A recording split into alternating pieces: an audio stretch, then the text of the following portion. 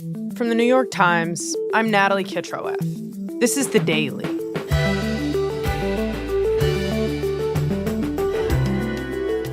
As the labor market cools and artificial intelligence booms, many workers are worrying about what their place will be in a changing economy.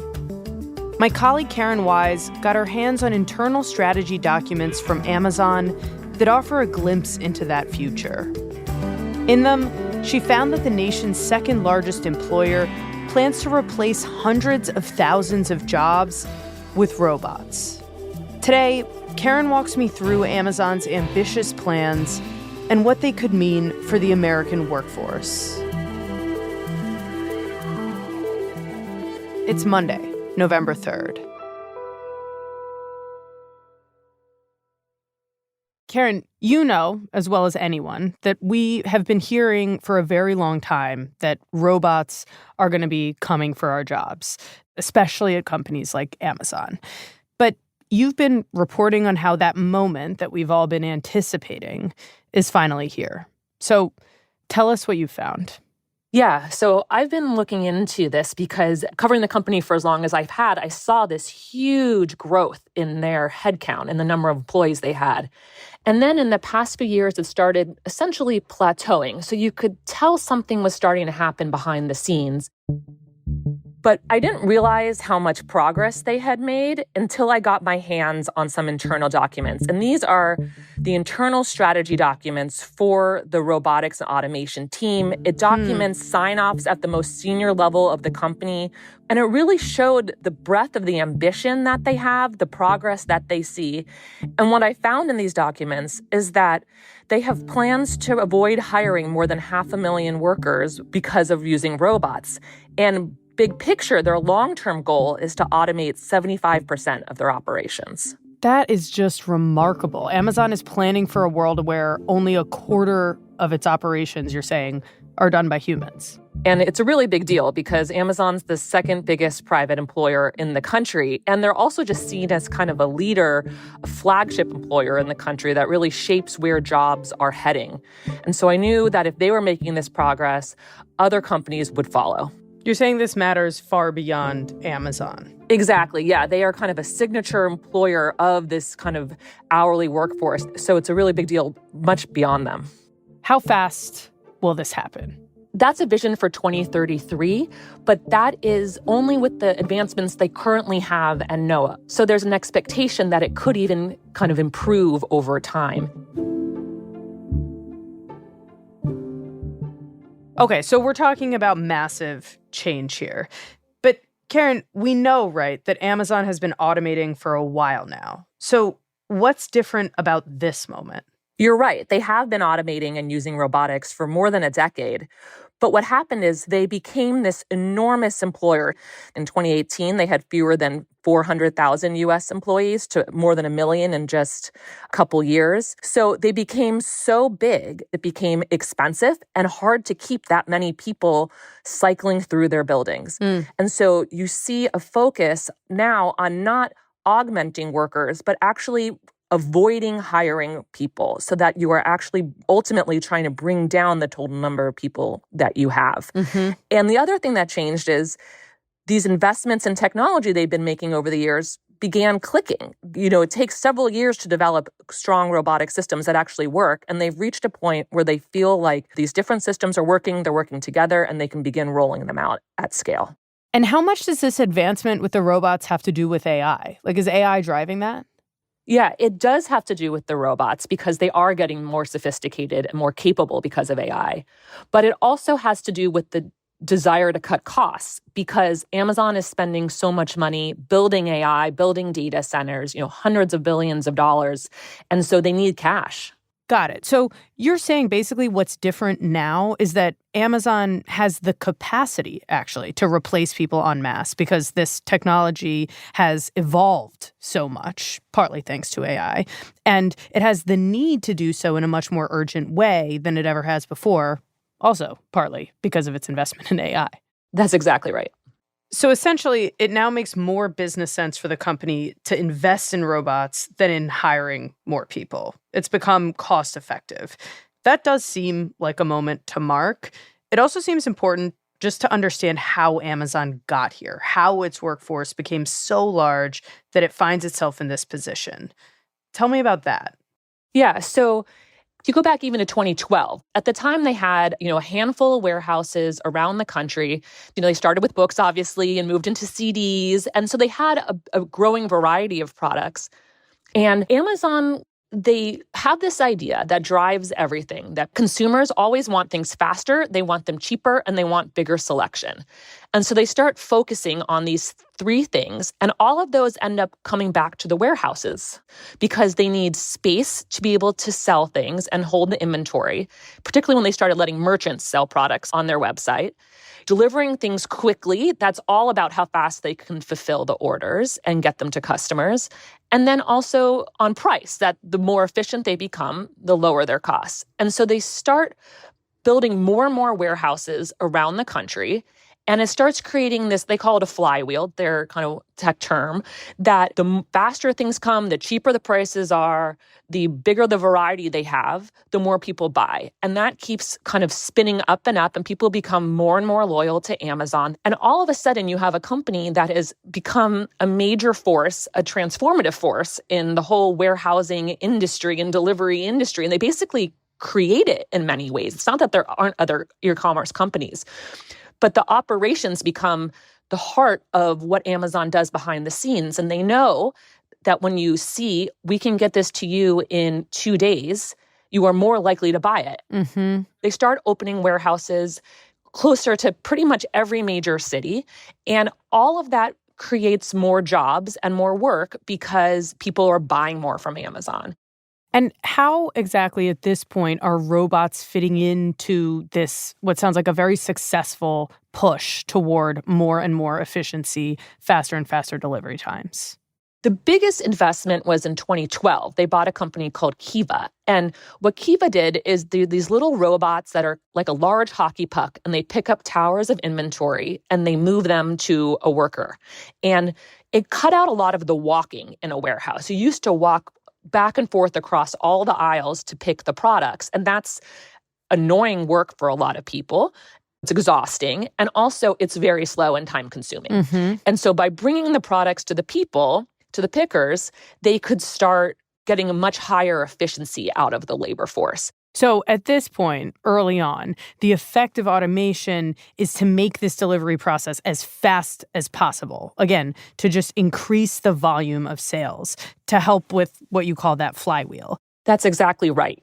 And ultimately it works. And all of a sudden you have a company that has become a major force, a transformative force in the whole warehousing industry and delivery industry. And they basically create it in many ways. It transforms consumer expectations and it transforms retailing and e-commerce broadly. It's the default way people come to shop is they know that Amazon can get it quickly and that Amazon will get it to them when they say they can. It becomes very dependable. And it becomes this consumer behavior that is entwined with how so many people shop. And at the same time, you have Amazon adding to its workforce to make that change possible. That's exactly right. And even then, they were starting to get nervous about this rapid growth and also just to be able to hire enough workers. I mean, they were worried about having enough people in America to employ because their turnover was really high. And in some parts of the country, they were already kind of working through the available workforce. And they were starting to face more and more pressure over the working conditions. The work is very repetitive. You do the same thing over and over again. You might be reaching up very high or very low. So there was risk of strain and repetitive injuries. And they just started getting a lot of tough questions about the conditions in their warehouses. Mm-hmm. And then the pandemic arrives, and that just scrambles everything. Doors start shutting down. We're all home. We're scared. Our kids aren't at school, and you're buying coloring books and Pop-A-Shot basketball hoops. These are all not hypotheticals from friends that I know. You're doing things to not go crazy. Adults are getting coloring books, and everyone starts shopping online. Yeah. But they couldn't staff their warehouses fully. And so things started getting really delayed. Like you would have 2 weeks to get an order. And people did start shopping elsewhere. Like other competitors were gaining market share because Amazon didn't have enough workers. And so even as some workers are staying home, Amazon goes on this essentially historic hiring spree. They were hiring at a level that had not happened outside of like wartime mobilizations. Whoa. I remember talking to labor economists at the time. So it was just this massive growth. And by 2021, they had more than 1.1 million workers in the United States. And some of those are absolutely corporate employees and technology employees, but the heart of that is the warehouse labor force. And the cost of labor got very high, and they started reaching a point where they were basically not profiting because of all of this labor expense and inefficiencies in their operations. Basically, this is the point where Amazon hits the wall, right? Where very quickly they find themselves with a much bigger workforce that not only was very costly, but actually was starting to affect their bottom line. How do they respond? So in this period, Amazon gets a new CEO. Jeff Bezos becomes executive chairman, and Andy Jassy, who had run the very profitable cloud computing unit, now runs all of Amazon. And he starts focusing very intently on cutting costs. And part of that was really trying to look at how can they advance automation further. And the automation and robotics team sets this ambitious goal to not just augment the work that workers are doing, but to replace them. And that plan is not hypothetical. I mean, it is happening now, and it is being rolled out around the country.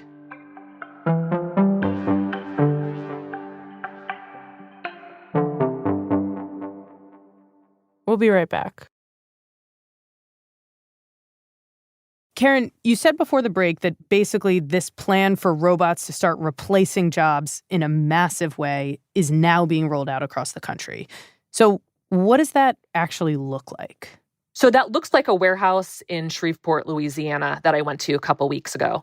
And this is the most advanced warehouse Amazon has, and they see it as a template for future warehouses. Now we are going to the east side of the building. Okay. And that is where we are going to see how we bring in freight into the building. So when I got there, the head of the warehouse, the manager, took me on a tour of the building. So we have a first floor, and then you have 4 floors on top.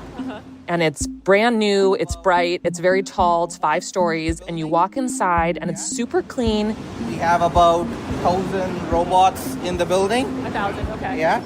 And there's this loud, constant humming of the conveyor belts. Turns out there's more than 13 miles of conveyor belts in that building. Whoa. But it was also kind of calm because it wasn't chaotic. When you have a lot of workers around, there's usually like a energy and a vibrancy about it. And there are big parts of the building that have almost no workers. And the robots themselves are not particularly loud. It's really just the conveyor belts that make noise. This is a place where we do consolidation.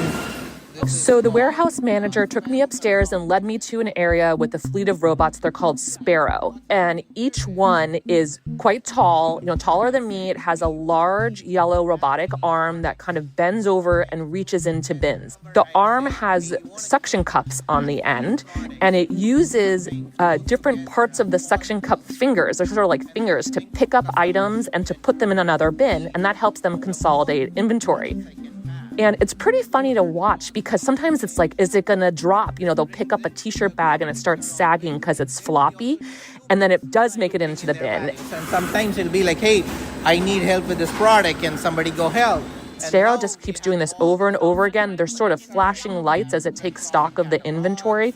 It is using the most advanced LLM models to help us make these decisions. In the tour, I could really see how all these different systems were orchestrated to work together. You had different types of robotic arms, different ways to move items robotically, and then also just conveyor belts and other machines with humans kind of tapping in and out at different points. The way the products moved through the building was a whole new way of thinking. They had completely rethought the way everything operated in the warehouse with this eye to introducing as much automation as possible. So this all sounds incredibly futuristic. I can hear in your voice how impressive and kind of astounding it was for you. Yes. Yeah. What will it look like for Amazon to scale up this approach across several warehouses. Yes, the automation team said that facility gave them the confidence that they'll be able to, quote, flatten Amazon's hiring curve in the next 10 years. Flatten Amazon's hiring curve is corporate speak for stop hiring, right? Stop hiring, exactly. Yeah, even as they expect their business to double, they would need the same number of employees as today. And so that will mean they're both going to build new warehouses, starting with this as the baseline, and that they're also going to retrofit older warehouses so that they'll need fewer workers to do the same or more work. They're starting with one in Stone Mountain, Georgia, near Atlanta right now. And that's a more sensitive thing because there you're taking a building that used to have 4,000 employees. And when you introduce the robotics, they potentially will need 1,200 fewer workers once they're done. And Amazon says those numbers are tentative, nothing's final. But the reason you do this is to reduce your need for labor. You're saying Amazon is going to need far fewer people maintaining robots than it's going to need packers, pickers on the warehouse floor. That's exactly right, yeah. I should note that Amazon isn't disputing this reporting. There's kind of two main things they have to say. One is that they say the goals of the automation team don't represent all of the goals of the company. And so while, yes, they may be focusing on efficiency here, there might be other parts of the business, including in their warehousing operation, that they might grow as they make more investments in the future. And an example they pointed to is they've been building more delivery stations in areas that are more remote and have a smaller population. And so those are new jobs in places that didn't have them and letting customers in more rural areas get faster deliveries. The other thing they say is that they're very focused on the new jobs that are being created because of automation and robotics. And there's a type of role that's essentially a technician or a mechanic that works with the robots. And they do everything from maintenance, they do repairs, they handle what are called exceptions, like if the robot drops something, they are able to safely go and to deal with all of that. And so those jobs pay more. And they have more of a career path than a traditional Amazon warehouse job does. The main issue is that there just aren't as many of them when you compare it to the number of regular hourly worker jobs that won't be needed. But it's worth considering some of the business realities, at least as Amazon sees them, right? I mean, this company wants to keep growing, to keep beating its competitors. And in the past, the way that it's done that is by hiring a ton of people. And after a certain point, the company has found that just doesn't work. It becomes really difficult and expensive. So if Amazon wants to keep growing and keep its customers happy, this is a company that's attempting to solve the very real problems in its model. Yeah, I mean, they see this as essential for being competitive in the retail environment with endlessly demanding consumers. And some of the projections I saw in a few years, it'll save 30 cents per item, which is actually kind of a lot. And then they can use that 30 cents to lower costs or to invest in new things. And at its core, Amazon's reason for being isn't to be an employer. It's a customer-centric company, and they see this as a way to grow. I mean, Amazon is the most advanced in this kind of push towards automation, but their competitors are working on it too. Walmart, UPS, DHL, all these companies are investing in automation. Right. And so this allows them to stay competitive and to keep offering the faster service, the more products, the cheaper prices that we talked about that customers consistently love. In other words, this automation is coming, not just at Amazon, but likely much more broadly. It just makes too much good business sense to not do. And so I guess, Karen, that raises this really pressing question, right? Which is, what does a much more automated workforce ultimately look like? What is the balance of jobs? And what does that actually mean for people who are doing those jobs today? I mean, you run the risk of kind of this bifurcation where you lose more of the baseline hourly work and you gain more higher skilled, higher paid work. I mean, in theory, automation is supposed to get rid of the bad and the mundane, the boring parts of the job. But it's unclear how those numbers balance out. In this case, so far, we're seeing not as many of those higher skilled jobs as there would be of the hourly work. It's also not clear if they're the same people that can do them. Amazon has this apprentice program. They say 5,000 30,000 people have gone through it, but you do have more requirements going into it and you need to go through training. So, they're worried about having enough people who can do that work, but it's not necessarily the same person that might come in and find a typical Amazon job because you don't need great English skills, because you don't need to come in with much beyond a clean drug test and being over 18. To step back, it's probably worth noting that your reporting is coming at a moment when the job numbers across the board in the United States are not as strong as they once were. And when you add that picture to what you found, it sounds like the outlook feels a little gloomier. I think that's right, because when you have a tough economy, companies look for more efficiencies. And so it creates more pressure to do exactly this type of thing, regardless of the jobs. And obviously, even though Amazon warehouse jobs may not be necessarily the best jobs in the world, they're all jobs. And for the people who need them, to not have that opportunity, there is a cost there.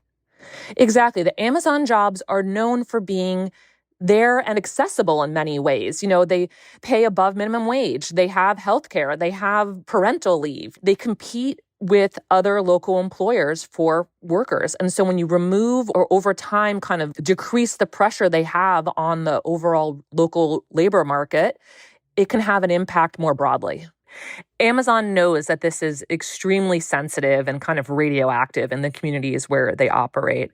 And I saw a bunch of documents that shows that they are actively debating how to manage this, how to communicate with their own workers, how to communicate with elected officials and other community members. They've debated avoiding words like robot and instead using the term cobot, which implies collaboration with people. They've talked about avoiding the word artificial intelligence. And they know that this is a scary concept because Amazon is a signature employer in the places where they operate and in our country. Other people look to them for what the future of work will be. And our nation as a whole is not good at helping people adjust through these transformations in the workforce. We don't have a great way of making sure the people who otherwise may have been hired have other job opportunities or have the job training to be able to do the new jobs that come out of a more automated future. And so that is where the tension is Amazon is moving forward. It makes sense for them to try to save this money here and be able to do other things with those savings.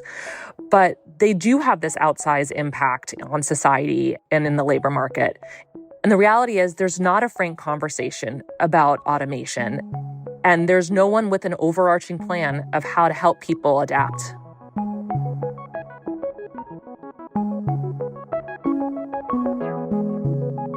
Well, Karen, thanks so much. Thank you.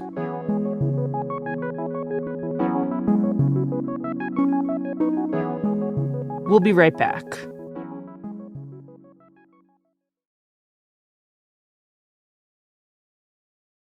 Here's what else you should know today. In a ruling on Friday, a federal judge told the Trump administration that it must start funding food stamps this week to keep low-income Americans fed during the government shutdown. It was unclear, though, if the Trump administration planned to comply, and the roughly 42 million recipients of the program were left in the dark about when they may get their benefits next. Late Friday, President Trump wrote in a social media post that the administration didn't have the legal authority to pay for the program and that the aid would, quote, unfortunately be delayed. And on Sunday, President Trump appeared on CBS's 60 Minutes for the first time in 5 years after suing the program over its editing of an interview with Kamala Harris. In a wide-ranging interview, Trump defended his decision to order nuclear testing, said he thought ICE raids hadn't gone far enough, and refused to rule out land strikes in Venezuela. I think we should do something about denuclearization. And I did actually discuss that with both President Putin and President Xi. We have enough nuclear weapons to blow up the world 150 times. Trump said that he'd discussed denuclearization with Russian President Vladimir Putin and Chinese President Xi Jinping. But he also claimed, without offering evidence, that both countries are conducting nuclear tests and said he didn't want to be the only country not doing so. Are we going to war against Venezuela? I doubt it. I don't think so, but they've been treating us very badly, not only on drugs. Trump said that he doubted that the U.S. military buildup in the Caribbean would lead to war in Venezuela, but also said he thought that Venezuelan President Nicolas Maduro's days were numbered. Can you set the record straight? You're not going to try and run for a third term? Well, I don't even think about it. I will tell you, a lot of people want me to run, but the difference between us and the Democrats is we really do have a strong bench. I don't want to... Asked to clarify whether he would try to run for a third term, Trump said he didn't think about doing so, even though he's repeatedly mused about the prospect. He touted potential Republican successors, including his Vice President J.D. Vance and Secretary of State Marco Rubio.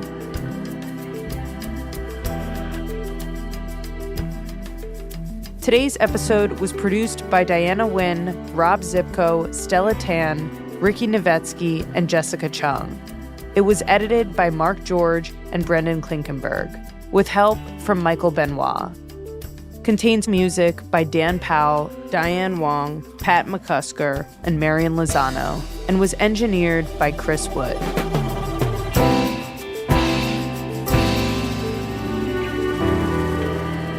That's it for The Daily. I'm Natalie Kitroeff. See you tomorrow.